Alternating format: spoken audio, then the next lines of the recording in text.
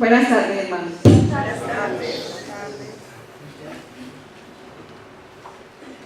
La verdad no ha sido fácil tratar de resumir en 10 o 12 minutos lo que fueron los temas de los primeros 8 sermones con respecto a la carta a los Gálatas. El pastor Giovanni y yo nos tocó repartirnos entonces de Gálatas de 1 al 3, correspondió a mí, y el pastor de 5 a 6. Pero en realidad fueron de los capítulos 1 al 3, fueron 8 sermones. No muy fácil porque el pastor David tiene la capacidad de resumir y la pastora tiene la capacidad de ampliar. Entonces no es nada fácil para mí. Después de no sé cuántas hojas de escribir y escribir, toda la tarde escriba, borre, definitivamente dije, bueno, Señor, lo que tú quieras hacer. Y entonces en esta mañana me acojo a la gracia de Dios y a la misericordia de ustedes. Señor, gracias te damos por tu misericordia para con nosotros. Y rogamos, Señor, que así conforme en estos casi 3 meses de haber estudiado la carta a los Gálatas nos has ministrado, hoy, Señor, al repasar podamos también ser ministrados por ti. Que la unción de tu Espíritu Santo sea sobre el pastor Giovanni y sobre el mensaje que voy a repasar, Señor, que fue el mensaje que tú trajiste para la iglesia durante estos casi 3 meses. Bendito sea, Señor, ahora y siempre. Amén. Quiero empezar el repaso leyendo en la carta segunda de Corintios, la expresión del apóstol Pablo, cuando dice a los hermanos de Corinto: el amor de Cristo nos constriñe, pensando esto, que si uno murió por todos, luego todos murieron. Y Él por todos murió, para que los que viven ya no vivan para sí, sino para aquel que murió y resucitó por ellos. Y Él por todos murió, para que los que viven ya no vivan para sí, sino para aquel que murió y resucitó por ellos. ¿Cómo capté y cómo recibí el mensaje a los Gálatas? Lo recibí como la carta de la libertad cristiana, la carta que me libera de servir para obtener beneficios, la carta que me convence de que la salvación y el perdón, el amor recibido de Dios me fueron concedidos no por los méritos personales, sino por la obra de Cristo en la cruz. Dar su vida sin yo merecerlo, darme su perdón sin yo ganarlo, eso es gracia. Y ese es el mensaje que recibí de la carta a los Gálatas. Dios me concedió el amor que yo no merecía, el perdón que yo no merecía y la salvación que jamás pudiera merecer. En la carta se percibe el esfuerzo que hace Pablo para que los hermanos gálatas entiendan que la salvación es un hecho cumplido, que no necesitaban practicar las obras de la ley y las tradiciones judías para completar su salvación. Que si insistían en observar los requisitos de la ley para salvación, sería como dudar de la eficacia de la muerte de Cristo en la cruz. Que si insistían en observar los requisitos de la ley para salvación, sería como dudar de la eficacia de la muerte de Cristo en la cruz. La mejor manera que Pablo encontró para explicar el alcance y el poder de la gracia es contando su propio testimonio y su experiencia de salvación. aprendió directamente del Señor el valor de una experiencia personal. El Señor le mostró a Pablo que los ritos, tradiciones y costumbres no liberan. El Señor le mostró a Pablo el valor incomparable de la gracia. Y porque Pablo recibió gracia, se convirtió en el más excelente y mejor medio para proclamarla. Porque Pablo recibió gracia, se convirtió en el más excelente y mejor medio para proclamarla. Entonces Pablo hace el esfuerzo para contar a los hermanos gálatas su propio testimonio, porque lo que él hace, lo que él vivió es saber que Cristo lo salvó, no por los esfuerzos que él hubiera podido hacer, sino por la gracia. Pablo a través de la carta dice que menos merecía tal vez era yo, pero él se fijó en mí y me dio salvación.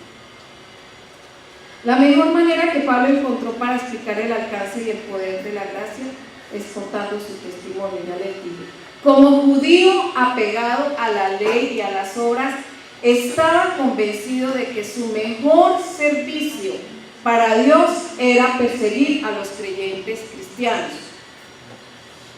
Su legalismo lo convirtió en una persona intolerante, falto de misericordia y casi un asesino, perseguidor de los creyentes cristianos. No podía aceptar que otros sirvieran y creyeran en Dios de una manera diferente a él. Pero mientras él se comportaba con crueldad, Dios tenía otros planes para él. Dios decidió rescatarlo.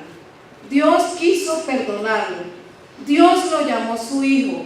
Dios lo hizo su apóstol. No porque Pablo lo mereciera, sino porque el Señor lo cubrió con su perdón y su gracia.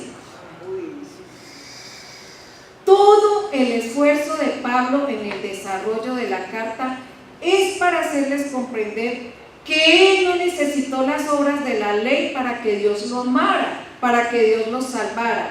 Al contrario, por las obras de la ley, él estaba condenado, porque a pesar de todo su esfuerzo, nunca alcanzaría a cumplir con el requerimiento de la ley. Por su experiencia y por la revelación misma del Señor, Pablo fue transformada su vida y fue transformado su pensamiento. El Señor nos llevó a comprender y a experimentar cómo opera la gracia.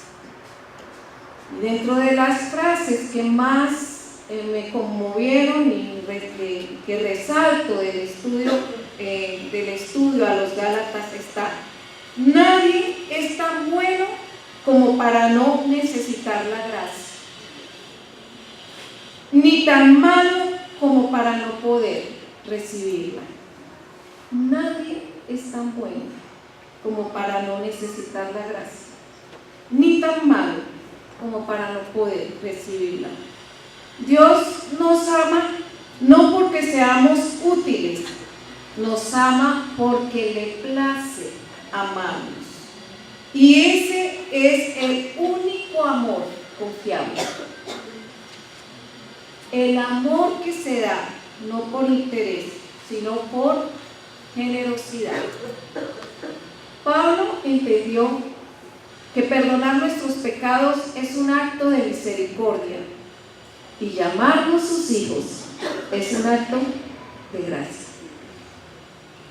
Por su experiencia y la revelación de Cristo, Pablo le insiste vez tras vez a los Gálatas: la salvación en Cristo está completa.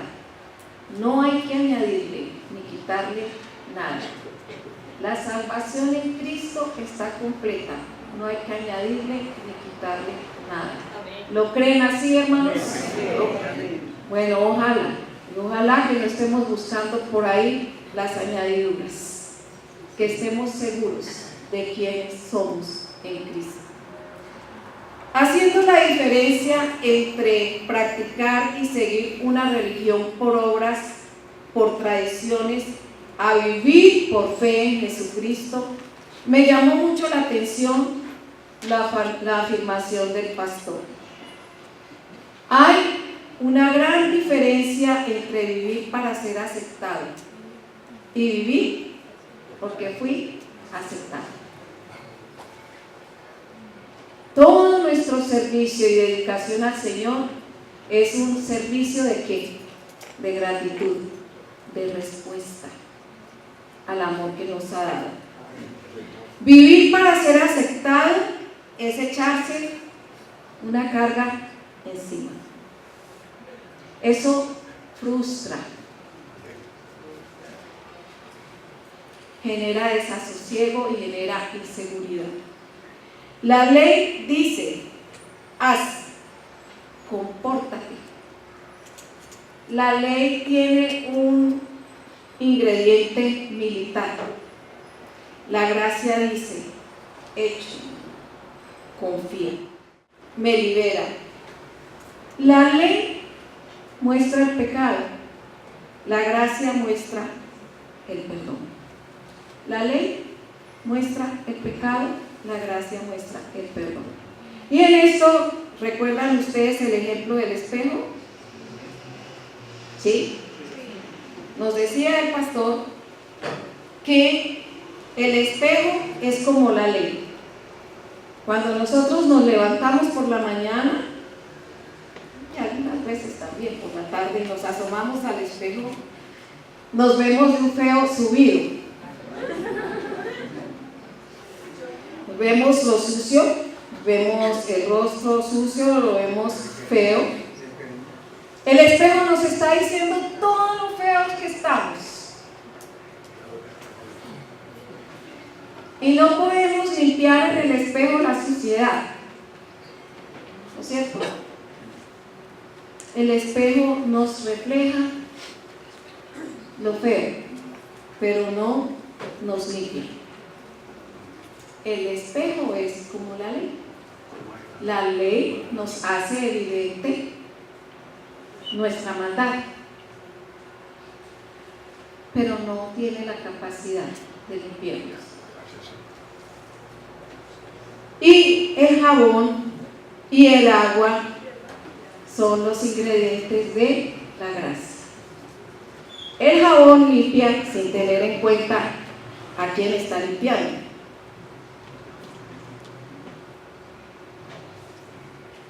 El agua nos lava y nos limpia sin tener en cuenta la suciedad profunda que tengamos.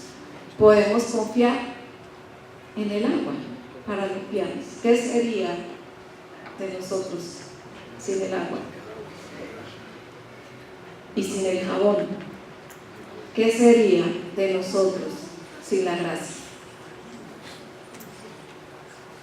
Esa ilustración jaló muy hondo.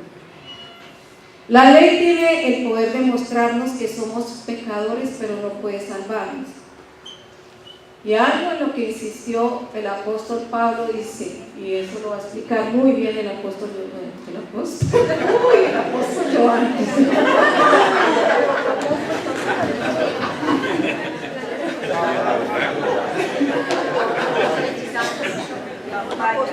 Eso lo va a explicar bien el pastor Giovanni porque es de la pero eso debe ser profecía, hermano.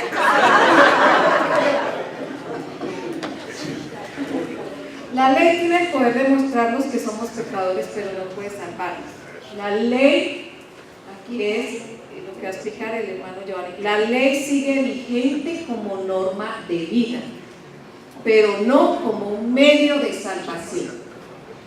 La ley sigue vigente como norma de vida, pero no como un medio de salvación. Rescato algunas frases. Como les dije, fue muy complicado tratar de resumir. Para crecer En la vida espiritual hay que ver la obra de Cristo en la cruz y aceptarla. Tenemos una nueva identidad en Cristo. Somos sus hijos. Y somos sus hijos porque Él así lo quiso al permitirnos conocernos del amor y la salvación en Cristo Jesús. Somos sus hijos porque nos acogemos a la gracia que nos ofrece Cristo en la cruz. Somos revestidos de Cristo. Y en esto, en expresar que somos revestidos de Cristo, es que hemos entrado en una nueva relación con Él. Cristo es nuestro uniforme. Vamos con Él a todas partes. Andamos con Él todo el tiempo. Entonces, implica relación. El clímax de la carta a los Gálatas y el lema grande de Pablo es que somos uno en Cristo. Y al hablar de somos uno en Cristo es que aún en medio de nuestras diferencias somos uno en Él. Y Él nos ha aceptado a cada uno de nosotros aún en medio de nuestras diferencias. Ser uno en Cristo es derribar barreras culturales, barreras raciales y barreras de género. Ser uno en Cristo significa que podemos adorarlo, amarlo y exaltarlo de diferente manera y que Él acepta nuestra adoración porque viene de corazón. Dentro de esto podríamos ver también que cuando nos reunimos a adorar, no rechazamos al hermano que se queda sentado, no rechazamos al que levanta sus manos, porque venimos es a adorar al Señor, no a reconocernos nosotros mismos. Hay libertad para expresar nuestra adoración al Señor. Pablo aprendió esta lección, la aprendió muy bien, cuando el Señor le sale al encuentro y dice: ¿a dónde vas? ¿Quién eres? Yo soy Jesús, a quien tú persigues. Somos hijos de Dios, iguales delante de Él. Si tu hermano ha recibido el perdón de Cristo, si tu hermano ha declarado que Él es su Señor y Salvador, si tu hermano se ha arrepentido de sus pecados y Cristo lo ha recibido, ¿cómo eres capaz de menospreciar a tu hermano si él ha sido salvado igual que tú? Si él ha recibido la gracia que has recibido tú. La obra de Cristo es completa porque redime y adopta. Cristo nos quita la maldición que merecíamos y nos da la bendición que Él merecía. Para fue contundente. Cristo nos quita la maldición que merecíamos y nos da la bendición que Él merecía. Como hijos adoptados nos quita el temor de no ser aceptados. Como hijos podemos estar seguros de que nos acercamos a ese Padre que es amoroso, que nos comprende, que nos brinda su protección, que nos brinda su dirección. En Cristo recibimos, por la obra de Cristo recibimos adopción y podemos acercarnos con confianza a Dios como Padre. El esclavo siente miedo, el esclavo no confía. El hijo se acerca con confianza. El hijo sabe que puede recibir el abrazo de su padre. En Cristo Dios nos permite llamarle Padre. Hermanos, que el Señor nos bendiga. Que el Señor siga ministrando nuestras vidas. Continuar el Pastor Giovanni. Buenas tardes a todos. Ya la pastora lo dijo todo, entonces vamos a hacer una oración para terminar. Muy precisa en todas sus apreciaciones sobre la carta. Gracias, pastor. Bueno, no quería hablar de toda la carta y creo que si nos hubiéramos puesto de acuerdo con la pastora, seguramente no hubiéramos coincidido tanto en el tema. Pero bueno, está bien, creo que ese es el propósito también, ver la perspectiva que cada uno tiene sobre la carta. Quiero hablar en esta tarde sobre la libertad como uno de los beneficios de la gracia. Libertad en Cristo como uno de los beneficios de la gracia manifestada a través de Jesús. Y una de las preguntas que me surge o que me surgía a través de estas predicaciones era, bueno, entonces, ¿cuál es el límite para vivir en esa libertad? ¿Hasta dónde puedo llegar yo en esa libertad? Y creo que esa es una pregunta que todos nos hemos hecho, y esta mañana hablando con algunas personas del primer culto sobre la reacción del tema, decíamos que a veces nos gusta ir hasta el límite, hasta la línea. No vemos la línea que divide el pecado de la libertad, sino que más bien vamos hasta ese límite, hasta esa línea. Y la pregunta siempre es, bueno, Señor, ¿esto que estamos haciendo o esto que estoy haciendo está bien, está mal, dentro de la libertad que tú me has dado? ¿Se ha hecho esa pregunta?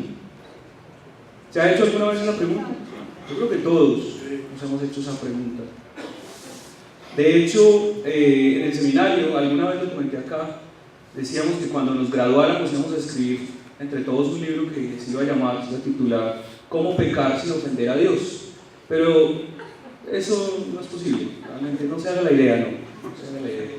Pero habla de esa mentalidad que muchas veces tenemos, de cómo llegar al punto, al límite, sin ofender a Dios. No es posible, no se vaya a ir con esa idea de que de pronto lo van a vender por ahí en librerías cristianas, no es posible. Una historia que recuerdo en este momento, no sé si a ustedes les gusta ver películas, pero salió hace más o menos un año o 2 años, una película que se llama 12 años de esclavitud. ¿La vieron? ¿Alguien la vio? La pastora la vio. ¿Alguien más la vio? Con mis hijos, no fui sola. Toda la familia. Y hablaba de la historia, es una historia de la vida real, un hombre afroamericano libre, en la época de la esclavitud, muy educado, tocaba el violín, y lo tomaron como esclavo y lo vendieron. Y la historia muestra la lucha de este hombre por buscar su libertad, y al final este hombre termina en su vida real luchando por la libertad no solamente de él, sino de las personas que estaban a su alrededor, que sufrían ese mismo flagelo. Lo triste de la historia es que al final de su vida, este hombre parece ser que termina sumido en el alcohol, en el alcoholismo. Y eso muestra muchas veces la paradoja de la vida, la paradoja de nuestro actuar. Somos liberados por el Señor, pero de alguna manera en nuestro corazón nos gusta vivir en esclavitud. Nos gusta vivir bajo esas cadenas que de alguna manera nos generan placer. Si el pecado no generara placer, nadie pecaría. Difícil vivir en la libertad. ¿Por qué es difícil vivir en libertad? Que no sabemos. Estamos acostumbrados a vivir en la esclavitud. De hecho, si usted ve las noticias, cada cierto tiempo aparece un individuo, una persona que le han dado casa por cárcel y está delinquiendo, que lo han atrapado nuevamente delinquiendo y tiene su dispositivo en el pie. ¿Por qué? Se supone que esa libertad la debería aprovechar para vivir de una manera mejor, de una mejor manera, ¿no? Le dieron casa por cárcel, pero no es así. Porque generalmente el ser humano no sabe vivir en libertad. ¿De qué nos liberó Cristo?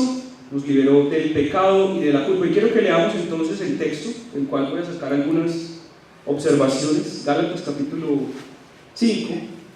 Invito para que lo abra, que abra ahí ese capítulo, la carta, y vamos a leer los primeros versículos. Gálatas 5. Vamos a ir más o menos hasta las 2:30, entonces acomódese. No, mentira, voy a hacer breve. Cristo nos libertó para que vivamos en libertad. Cristo nos libertó para que vivamos en libertad.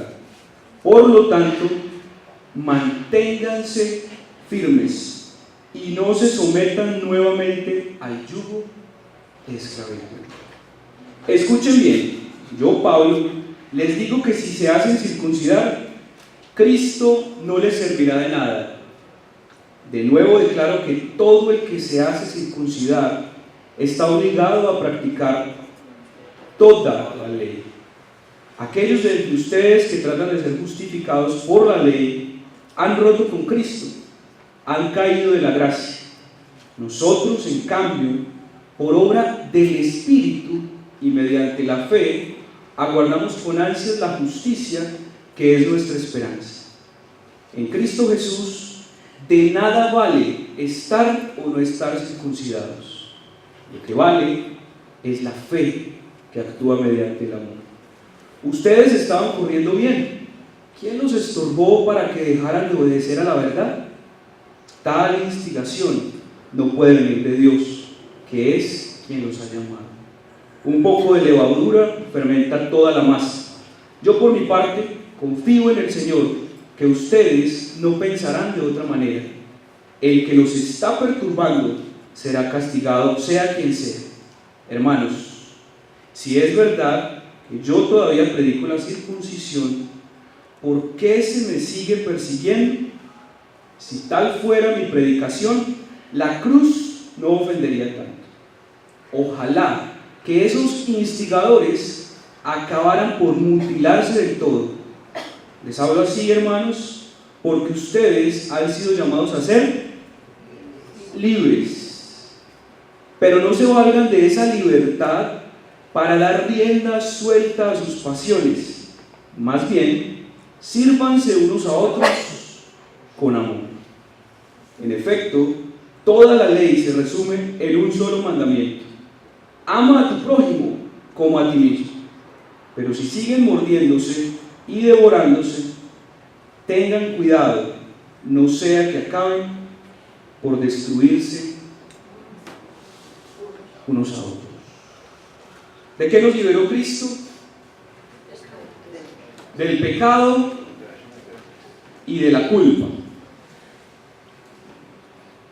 Jesús nos da una vida mejor, pero también nos libera del pecado y de la culpa. ¿Y qué dice el texto que debemos hacer? Mantenernos firmes.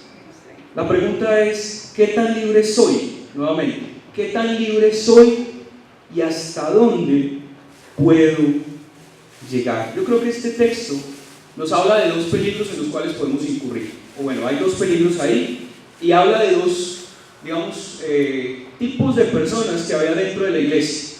Estaban los que eran legalistas y querían hacerlo todo por la ley. Necesitamos cumplir la ley para poder ser salvos. Y estaban los otros que decían, David, ¿qué le pasa a esto? Y estaban los otros que decían, fresco, no pasa nada, hágale que eso es para disfrutarlo. Entonces está el peligro de que nos volvamos religiosos y de que regresemos a la esclavitud pensando que necesitamos por las obras de la ley acercarnos a Dios. O está el peligro de pensar que ya no tenemos que cumplir la ley.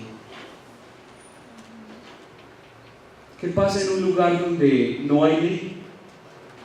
Donde no hay normas. ¿Cómo se llama eso? Anarquía.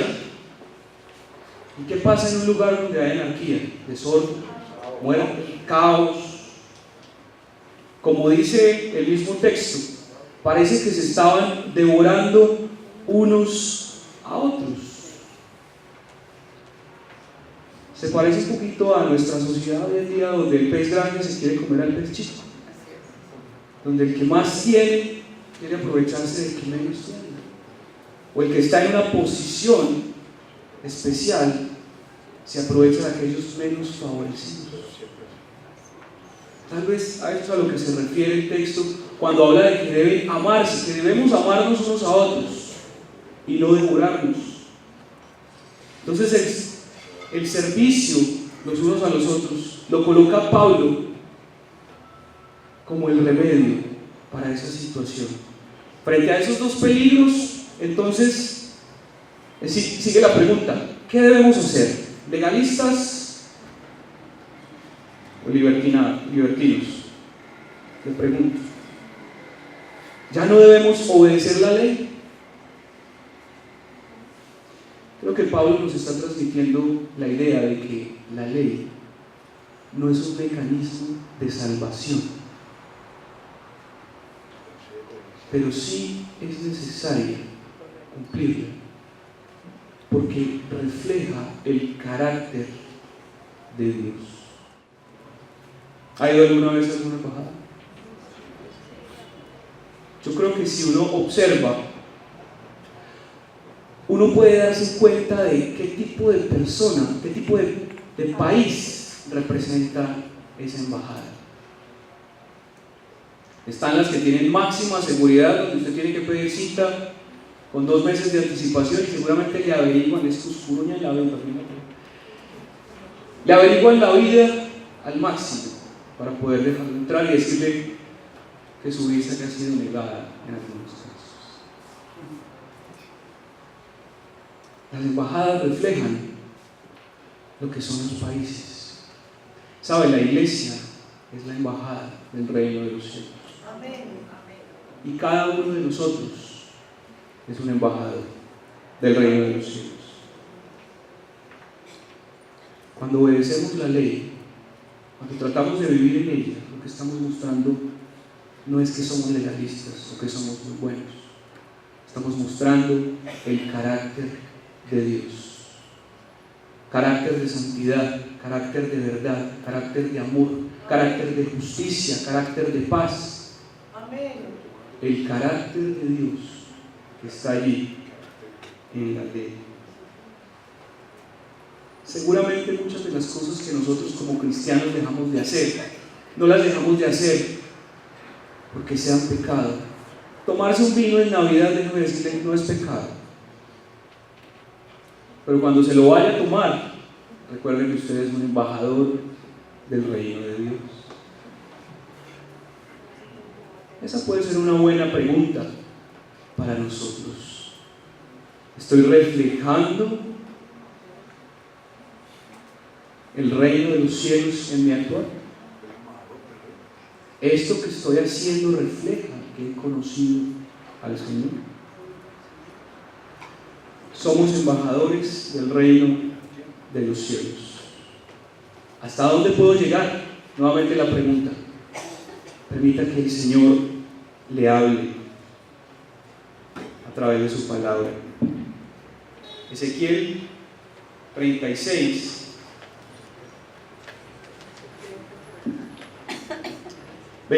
Yo lo busco para usted.